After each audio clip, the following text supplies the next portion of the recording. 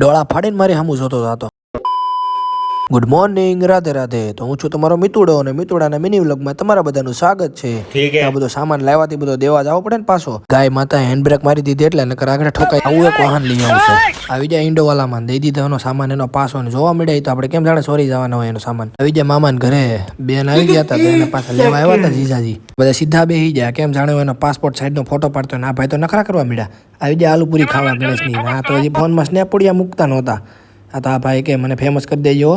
આ વાંધો નહીં, પેલા આલુ પૂરી ખાઈ લે પછી ફેમસ કરી દો. તો મને ડ્રાઈવર બનાવી દીધો તો આમથી આમ નકરું ચોલ્યું ફોલ્યું નકરું દેવાનું જ કામ કરતા હતા. સડી ગયા ધાબે.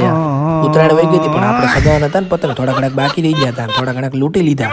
તો મામાનો છોકરો કે બે પતંગ લૂંટી લીધા આપણે. તો અહીંયા આપણે મૂંગા જીવ માટે લાડવા બને છે, તો જેને લાડવા જોઈએ ને એ આ નંબરમાં કોન્ટેક કરજો. મારાથી આટલું તો થાય જ છે. અને સાંજે આવી જાય 3 સ્ટાર ને બધા બેઠા હતા. મેં બેઠા હોય તો મેળ ના હોય. ત્યાં તો બધા પી લીધી ચા. ત્યાં તો આ ભાઈ કેમ જાણે ચા નહોતા પીતા, કપને ચાવતા હતા.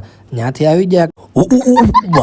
ત્યાં તો આ ભાઈ તો ડોળા ફાડીને મારે સામું જોતા હતા. મને તો એવો વિચાર આવે એક બોલ લઈને ટીવીમાં મારું, પછી વિચાર આવે કે નહીં આપણે પૈસા દેવા પડશે. ત્યાંનો કંઈક સ્કોર હતો આવો.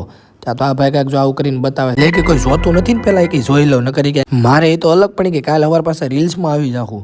જો આ ભાઈ કાંઈક આવું કરીને બતાવ્યું. ત્યાં તો ભાઈ પકડાઈ જાય શાળા લેતા. કાંઈ નહીં, હારો મળ્યા નવો બ્લોગમાં.